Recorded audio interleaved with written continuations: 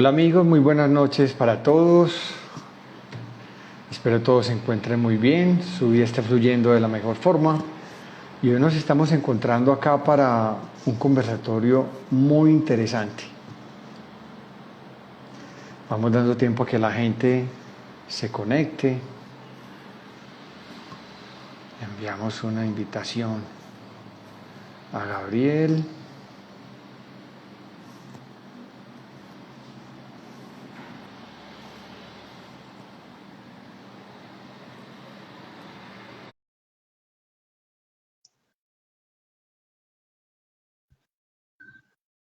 Hola, hola.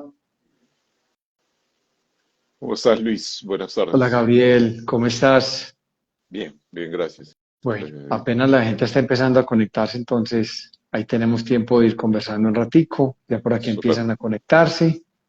Muchas gracias, Gabriel, por aceptar esta invitación a este conversatorio. Sí, Esperemos que se sigan conectando más personas.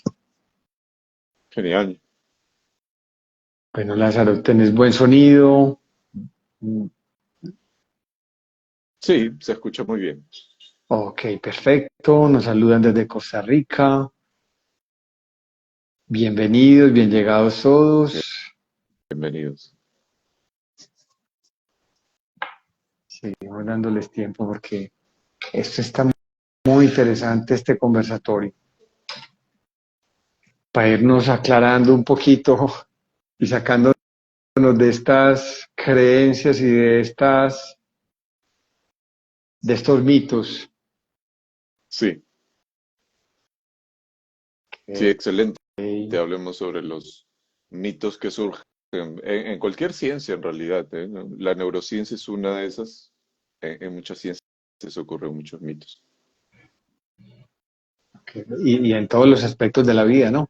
De lo que no tenemos mucho Exactamente. conocimiento, logramos conjeturar y sacar desde esas creencias. Sí, eso es cierto. El desconocimiento es el que nos lleva a establecer ideas y paradigmas, algunos erróneos, ¿no? Ok, bienvenidos, siguen conectándose a este conversatorio. Bienvenidos. Ok, demos, ¿qué te parece, Gabriel? Otros 2, 3 minuticos. Igual esto va a quedar grabado y va a ser montado en el canal de YouTube. Súper. Ok. Hola Fernanda, ¿cómo estás? Yareli, ¿cómo estás? Gracias por conectarte. Vayan comentándonos desde dónde nos están viendo, desde qué sitio.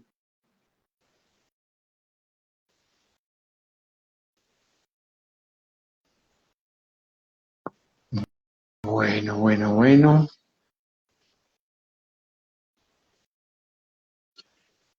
Margarita, buenas noches, ¿cómo estás? Gracias por conectarte.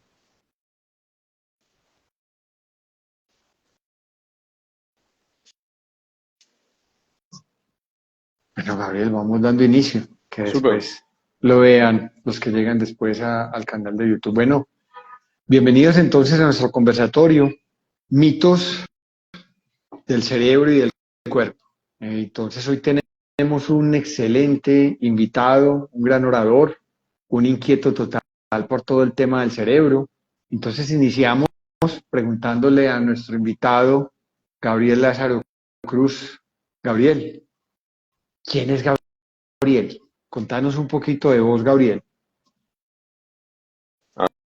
Gracias, gracias Luis. ¿Quién soy yo? Pues creo que más que una definición de títulos u otros sí, u otras formas, soy una persona muy curiosa.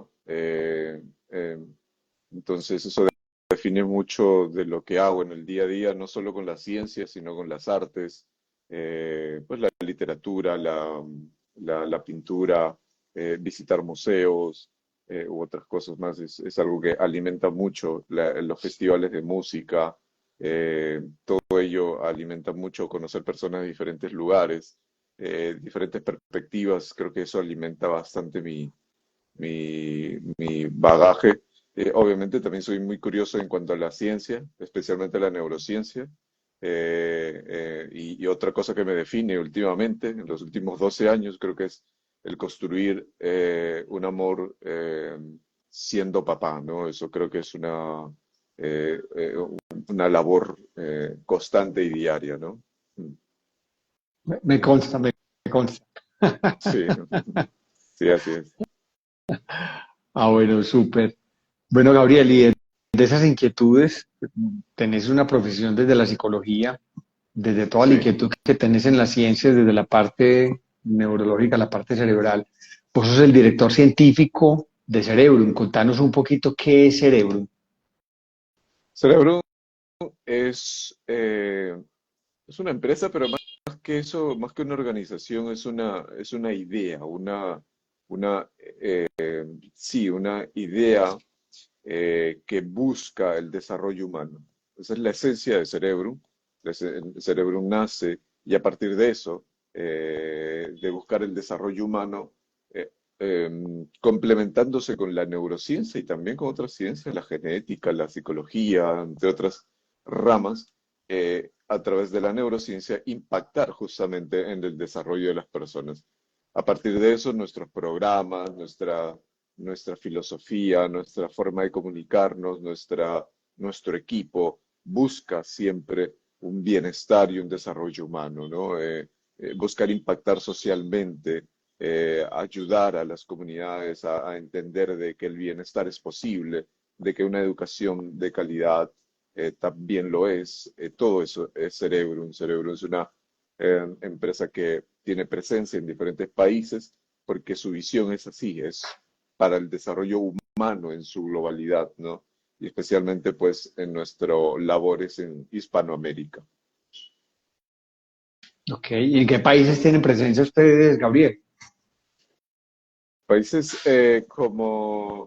bueno, en realidad tenemos alumnos de todo el mundo, incluso de personas hablantes no españoles, anglosajones, musulmanes, de Israel, de Finlandia, de Reino Unido, pero desde Canadá hasta Chile también son muy constantes nuestros estudiantes, residentes hispanohablantes también, especialmente de México, de Costa Rica, Ecuador, Colombia, Perú, Chile, son los países que mayormente, Bolivia, son los países que mayormente estamos visitando constantemente porque es parte de nuestra labor con eventos académicos, científicos y de bienestar. Ok, cuando decís de bienestar, mayormente estos países con los cuales ustedes hacen presencia o tienen presencia en ellos, cuando te refieres al tema de bienestar, ¿qué es lo que más están buscando estos gobiernos, estos países, las comunidades a las cuales ustedes llegan? ¿Qué Sí, desde esa parte de cerebro, desde esa parte neurológica, puede ofrecer sí, toda esa neurociencia como bienestar al ser humano? sí. Como toda ciencia, en realidad, y especialmente la neurociencia, al tener un foco últimamente de mucho interés, tiene muchos miles y millones de dólares de investigación. El IBI, el International Brain Initiative, el LatBrain y otros proyectos internacionales de neurociencia, lo que buscan en el fondo, y entre muchas cosas que abarcan, eh, es la salud cerebral, la salud del sistema nervioso, que corresponde a la prevención, la promoción y la gestión de enfermedades neurodegenerativas, especialmente como el Alzheimer, Parkinson, esclerosis, entre otras. Y últimamente, sé que los términos trastorno pueden que no sean ahora los más adecuados porque se busca un lenguaje diferente, pues el TDAH, el TDAH, trastorno de déficit de atención y hiperactividad, el autismo, entre otras condiciones, también son parte de esa atención que busca la neurociencia. Número tres es la salud emocional y mental, que tiene que ver con trastornos de ansiedad, con enfermedad como la depresión, y otros derivados, especialmente la ansiedad que deriva o que lleva a la persona a diferentes condiciones, posiblemente el día de hoy estamos en una crisis justamente. No es novedad hablar de una crisis de ansiedad, de una generación ansiosa, como habla Jonathan Haidt. Entonces, por ahí va, Luis, atender las enfermedades neurodegenerativas, atender algunos trastornos cognitivos y emocionales, ¿no? Y especialmente el tercero, de salud mental y emocional, como menciono. Yo creo que eso es parte de la labor que estamos haciendo con Cerebrum. Y uno dirá, pero para eso necesitamos millones de dólares en inversión. Posiblemente sí, pero también desde la formación de hábitos básicos.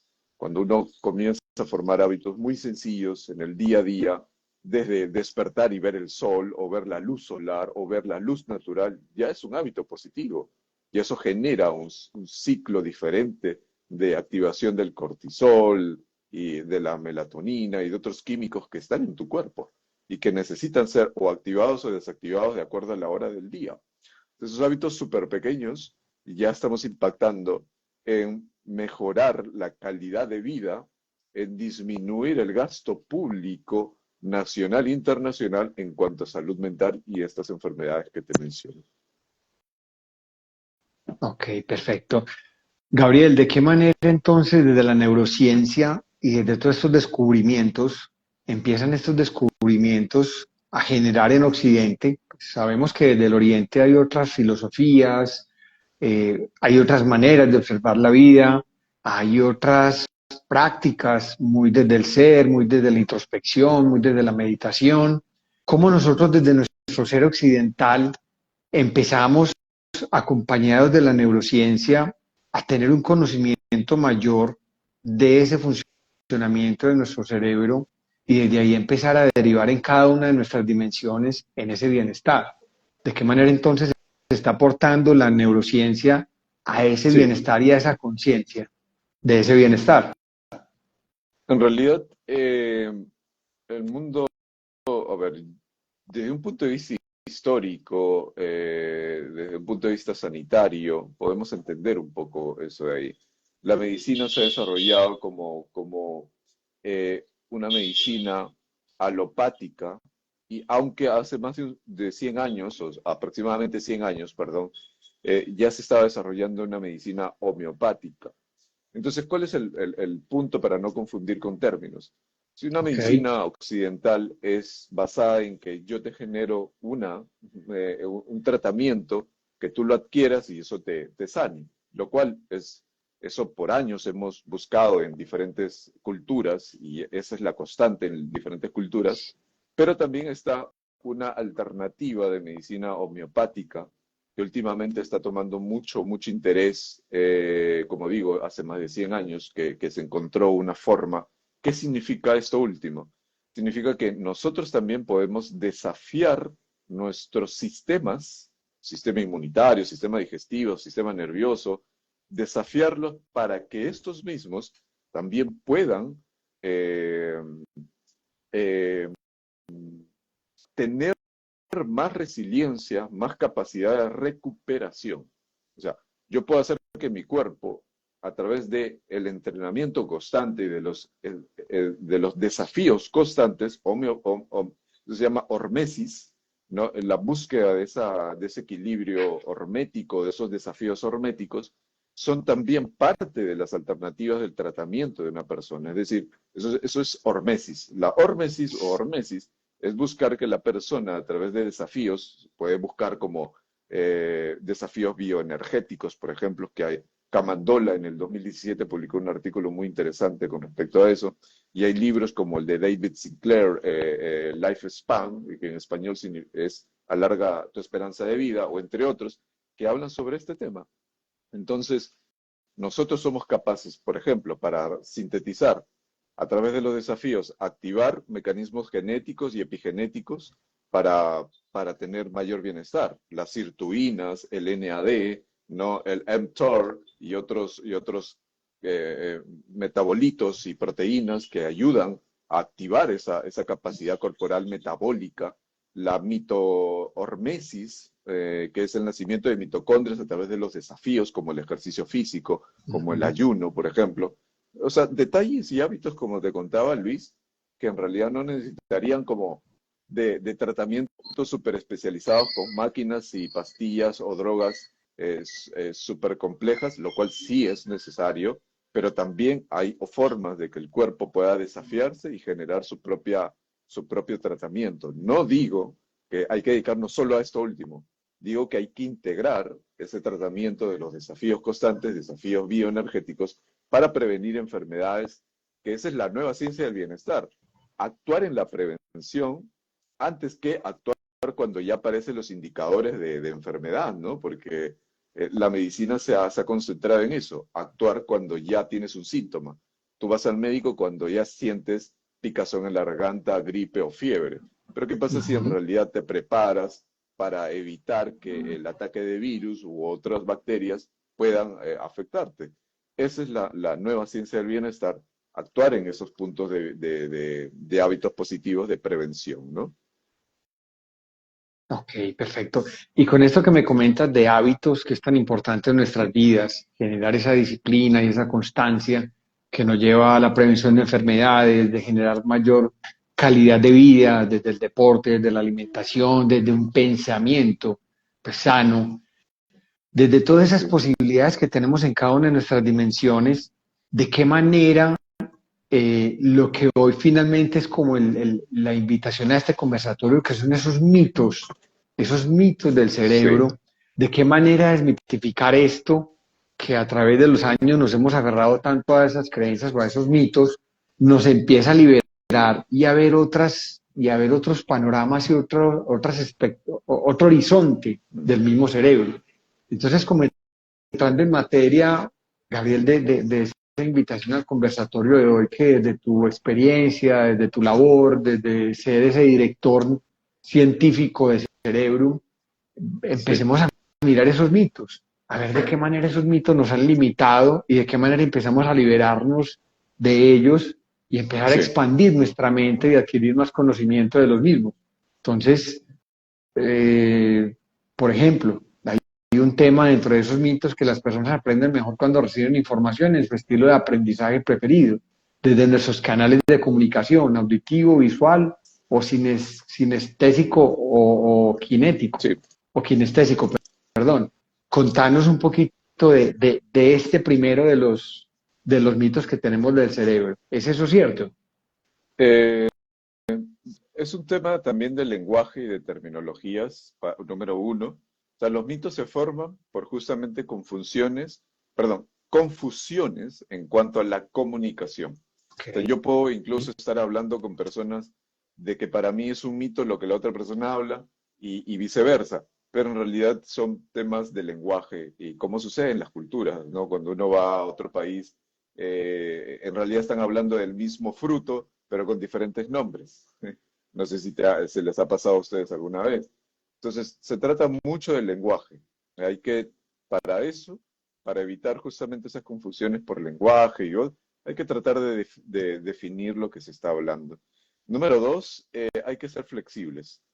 Uno para cambiar y salir del mito tiene que ser flexible. O sea, es una habilidad, una función ejecutiva muy básica, ser flexibles emocional y cognitivamente. Y a partir de esos dos aspectos ya podemos intentar hablar de este mito que me hablas de los estilos de aprendizaje.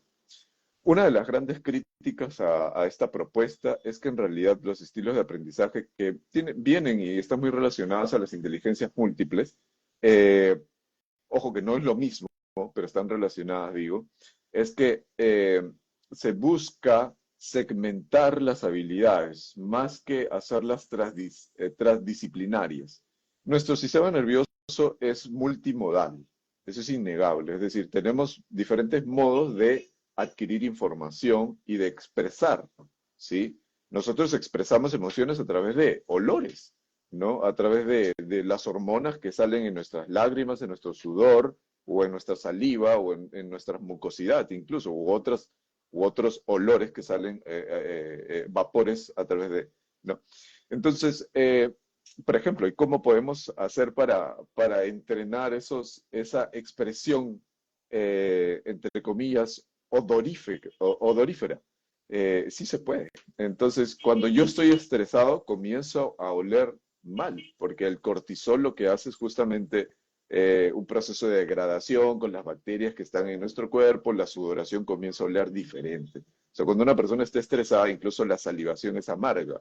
Entonces, eso, por mencionarte, Luis, no se habla mucho en las escuelas, que es ahí donde nace el proceso de que tenemos cinco sentidos y a partir de ahí hay que estimular los cinco sentidos y es donde nacen los estilos de aprendizaje que mencionas. Pero ¿qué pasa si nos vamos más allá? Por ejemplo, en las escuelas se habla de seis sentidos, siete sentidos, ocho sentidos, nueve sentidos.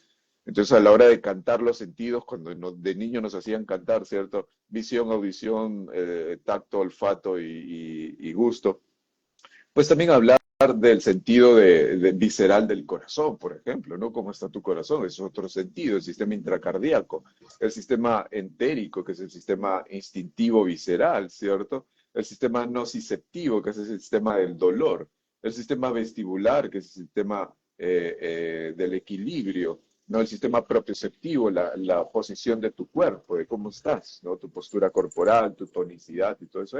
Entonces podemos ampliar la canción desde pequeños, incluso en las universidades todavía se habla de los cinco sentidos. Cuando yo trabajo en clases de marketing en posgrado, todavía se buscan analizar los cinco sentidos.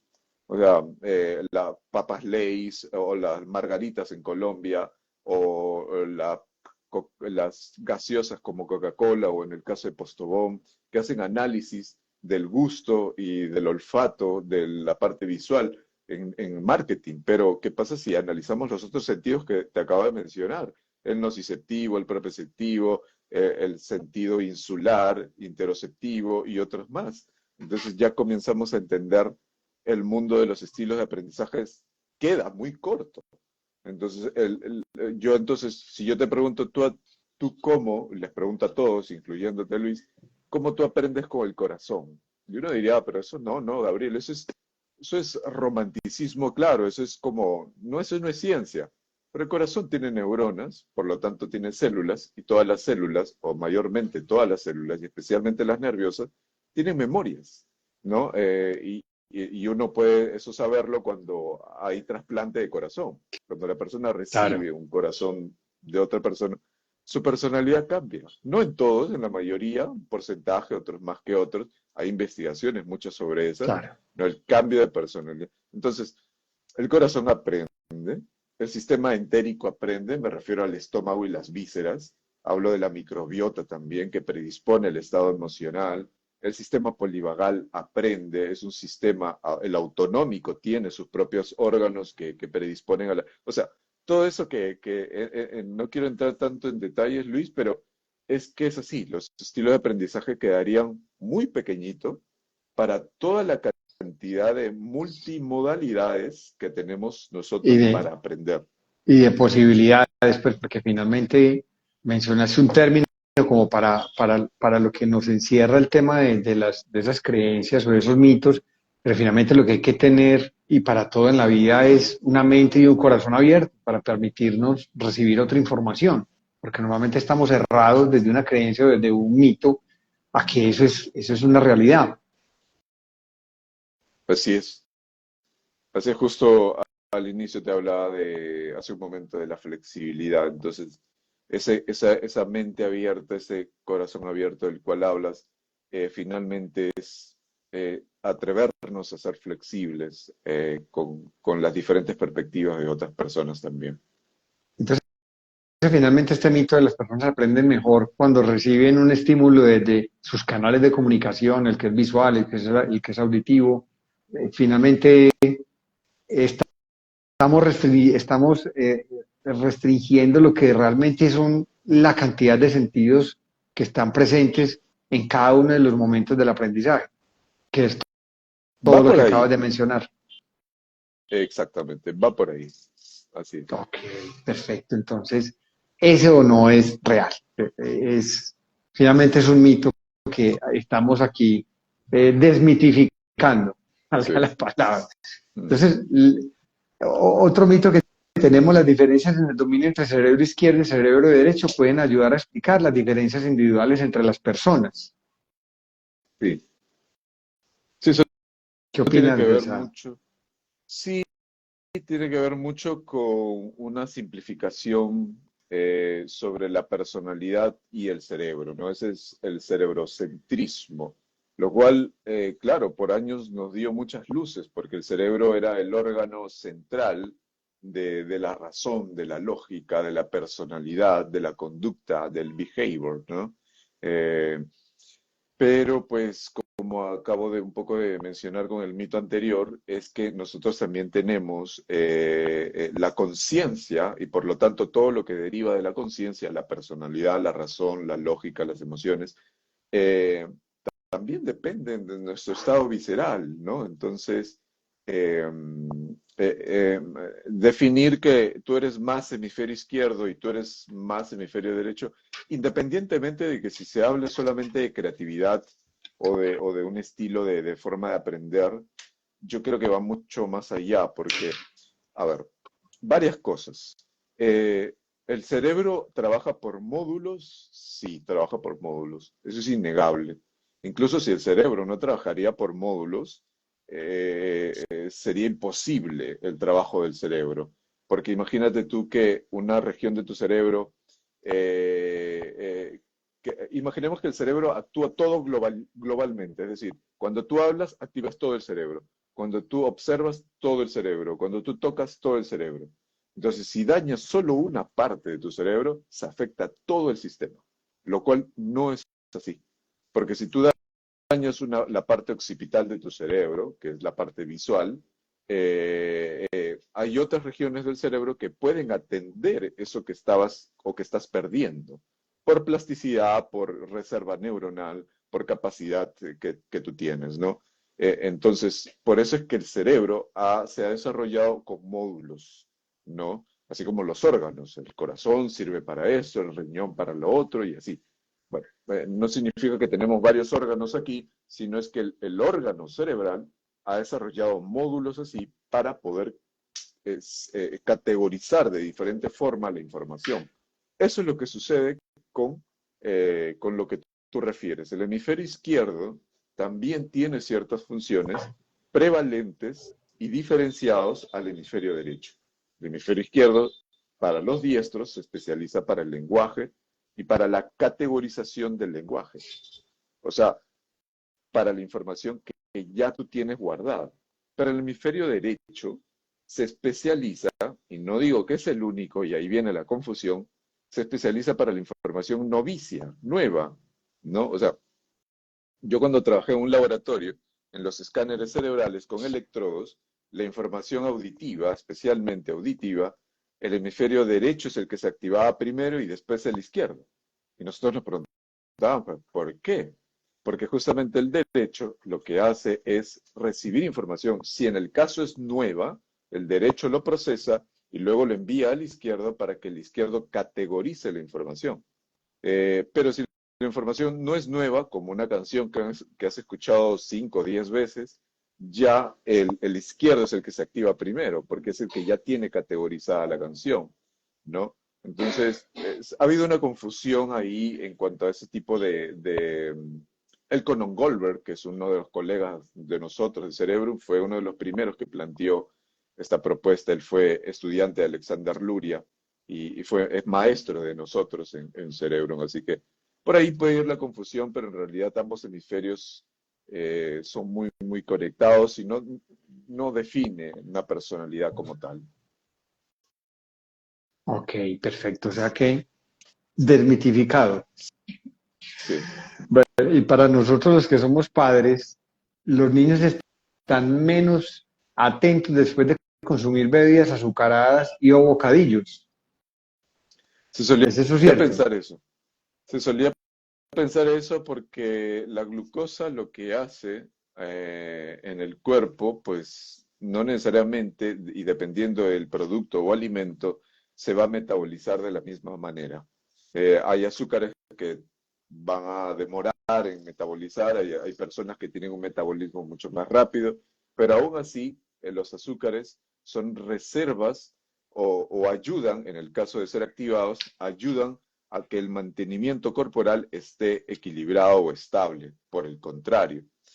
Lo que hace que nosotros varíe nuestra atención puede ser el estado de energía. Bueno, si tú tienes mucha energía vas a querer pues moverte, pero no significa exactamente y se confunde la hiperactividad motriz con la falta de atención, que pueden estar relacionados sí, pero no, uno no implica necesariamente el otro.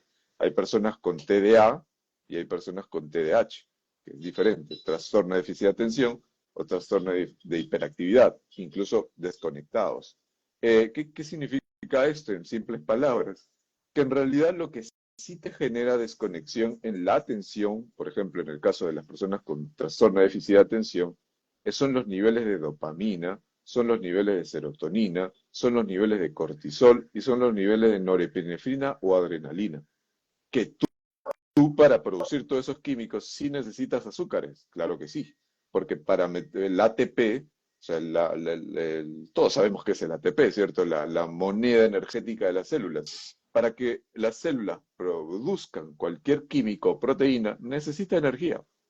Entonces, si tienes energía, vas a poder predisponerte a producir dopamina. Hablemos de la dopamina. Si tú tienes exceso de dopamina en la corteza prefrontal, vas a ser una persona impulsiva. Eh, Normalmente, en promedio. Si tú tienes exceso de dopamina en los ganglios basales o en la parte del mesencéfalo del cerebro, lo que va a pasar es que vas a tener eh, mucha motricidad, mucho interés o mucha curiosidad motriz, ¿no? Vas a querer moverte bastante. Y corrijo, entonces cuando tienes un exceso de dopamina en la corteza prefrontal, posiblemente los sistemas atencionales son los que estarían dificultados. En el caso, eso sería un TDA, y en el caso del segundo que expliqué, es un TDAH, por ejemplo. Entonces, mira cómo los diferentes niveles de químicos en diferentes regiones del cerebro va a generar diferentes comportamientos o condiciones, ¿no? Entonces, la glucosa no necesariamente es el contribuyente del déficit de atención o de la hiperactividad. Ok. Como aprovechando que ese es el tema desde la parte de la ingesta nutricional, ya como esto sabemos entonces que no aplica, viene este y se ha demostrado científicamente que los suplementos de ácidos grasos, omegas 3, omega 6, tienen un efecto positivo en el rendimiento académico. Eh, el cuerpo no produce estos Estos químicos que omegas, mencionas. sí. Sí, estas grasas no son producidas por el cuerpo, así que sí los necesitamos por alimentos. Ok. Los pescados, ¿cierto? Y otros alimentos que contribuyen a eso, especialmente el 3 y el 6. Hay muchos omegas. Ok. Entonces, ¿para qué sirven estos, que también lo podemos consumir por suplementos, pero ¿para qué sirven estos químicos, estos micronutrientes o nutrientes? Es para, número uno, para el desarrollo cerebral. Y el desarrollo o el buen desarrollo cerebral te va a llevar a una óptima capacidad cognitiva. O sea, ese es el camino, porque yo puedo tener un buen desarrollo cerebral, pero no estimulo efectivamente a la persona que tiene una buena y óptima alimentación.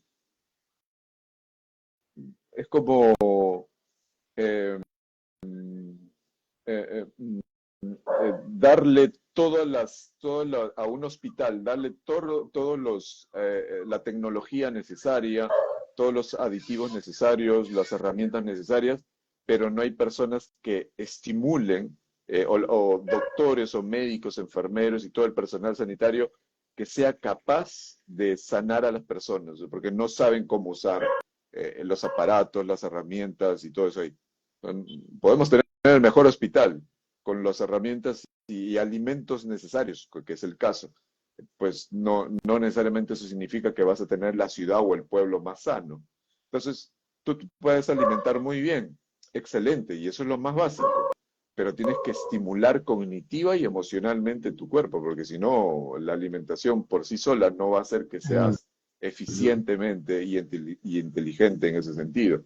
Entonces, va acompañado de algo más integral, Luis. ok, perfecto. Y uno que, pues, a los que ya tenemos o vamos avanzando en edad, nosotros tenemos un refrán aquí en Colombia que es, loro viejo no aprende a hablar. Aquí la pregunta sería, ¿hay periodos críticos en cada etapa del ciclo vital después de los cuales ciertas cosas ya no se pueden aprender? Ese es un mito también que tenemos.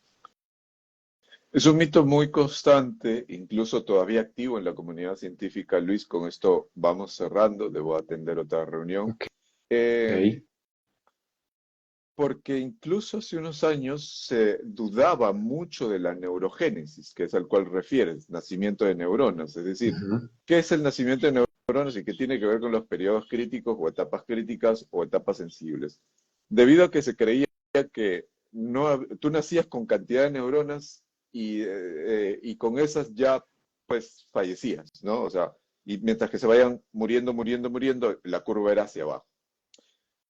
Pero hasta el día de hoy se sabe que las personas todos los días tienen neurogénesis, es decir, activan sus células madre y por lo tanto las células madre pluripotentes especialmente llevan al sistema nervioso al nacimiento de neuronas. Entonces, por lo tanto, un adulto de 60 años, de 50 o de 30, o una persona de 15 años o de 12 años, es capaz de activar sus células madre y llevar al nacimiento de neuronas. Esto es un proceso que tiene que cumplir una maduración, no es que de un día a otro aparecen más neuronas. Entonces, los periodos críticos sí se pueden ser entendidos en ese sentido de que hay etapas de la vida donde hay una gran cantidad de neuronas, periodo crítico entre comillas, porque si no se estimula de manera óptima el sistema nervioso en ese tiempo, más adelante la neuroplasticidad, debido a que cae a los 15 años, es el pico máximo de neuroplasticidad que tenemos, ya decae después. Pero eso no significa que no tenemos neuroplasticidad o nacimiento de neuronas. Por el contrario, los adultos tenemos otro pico a los, bueno, no hay una edad exacta, 50, 60 años aproximadamente, 40, 50, no hay una edad exacta. Entonces, alcanzamos un pico de experiencia muy alto, que es diferente. Los adultos tenemos más experiencia y los infantes y adolescentes tienen mayor neuroplasticidad. Pero entonces, los adultos tenemos más experiencia, un poquito menos de neuroplasticidad, pero es la experiencia la que nos lleva a usar una cantidad de neuronas necesarias para explotar lo que tenemos como neuronas. Pero en el caso de los infantes o niños, tienen una alta neuroplasticidad, ciertamente desordenadas, pero tienen poca experiencia, por eso se equivocan más, por eso tienen conductas más riesgosas, por eso son más curiosos, ¿no? Y entonces es por eso la diferencia entre edades. Pero eso no significa nuevamente que existen periodos críticos rígidos, sino por eso es que se le llama, y nuevamente ese es un término, es un tema de términos. Para ti, periodos críticos puede ser, es que ese tiempo es necesario aprender algo. Es posible, pero si tú sabes que eso también se puede estimular más adelante de otras formas, pues genial. Entonces, más que un periodo crítico, es una etapa sensible, donde el cerebro es altamente sensible y por lo tanto hay que aprovechar esa sensibilidad. En el adulto se puede aprovechar la otra sensibilidad. Si yo quiero cambiar a mis colegas adultos, yo no lo hago a través necesariamente de la neuroplasticidad, sí, pero especialmente de sus patrones de memoria que ya tienen. O sea, si yo quiero cambiar a un adulto, comprendo sus patrones de memoria para predisponerle al cambio. Pero en el caso de un niño es diferente. Primero, sé que es muy neuroplástico y eso es lo que más uso en los niños, ¿no? Porque ellos son más curiosos y todo eso de ahí, entonces es diferente. Porque ellos tienen menos patrones de memoria formados, que sí los tienen, pero como tienen menos, yo soy capaz, como adulto, de orientarle más en la curiosidad. Eso es muy interesante, Luis, y gracias por esta invitación. En realidad es que es muy enriquecedor para la comunidad hablar de estos temas. Ok, bueno, no, Gabriel, sé que tienes tu compromiso, te agradezco mucho por aceptar esta invitación, por tu tiempo. Y bueno, si finalmente te da el espacio, en un minutico decirme dos o tres tips que de la neurociencia sean definitivos para nuestra calidad de vida o nuestro bienestar.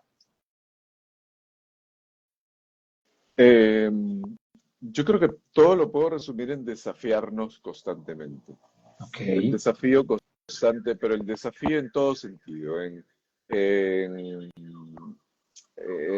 el dormir, en el comer, en el digerir, en el ejercicio, en las relaciones humanas, en los aspectos cognitivos, desafiarnos constantemente, tener desafíos constantes. Eso se puede traducir en palabras más bonitas como sé más curioso, haz más ejercicio, duerme bien, repara tu cuerpo, date tiempo para digerir los alimentos, ten una alimentación consciente, cambia de hábitos, conoce nuevas culturas, aprende nuevas ciencias, aprende un nuevo lenguaje, lee libros o cualquiera que sea un desafío para ti, eso hace que tu sistema, tu cuerpo, se adapte mejor y sea más longevo, o sea, vivas más, ¿no? Y eso creo que es una de las metas, creo, que cada ser humano en el fondo busca, vivir más y mejor, ¿no? De mayor calidad claro. y más tiempo. Oh, Gracias, ok. Luis. Gabriel, perfecto, mil gracias. Que estés muy bien. Gracias a todos los que estuvieron Igualmente. aquí presentes, haciendo como un complemento a lo que muy amablemente nos comparte Gabriel desde retarnos. Finalmente ese reto es buscar cada vez en cada una de nuestras dimensiones ser nuestra mejor versión. No es competir contra nadie, es llevarnos a nosotros mismos en cada una de esas dimensiones intelectual, física, emocional, espiritual, en todas nuestras dimensiones y ámbitos, siempre buscar ser nuestra mejor versión. Entonces, mil gracias a todos por su presencia. Gabriel, nuevamente mil Bueno, gracias. Y qué bueno, gusto. nos vemos prontamente en otro conversatorio que tendremos desde el budismo. Un abrazo para todos, Súper. una feliz noche, que sigan fluyendo sus vidas en mucha paz y armonía. Feliz noche, muchas Gracias, gracias. Luis.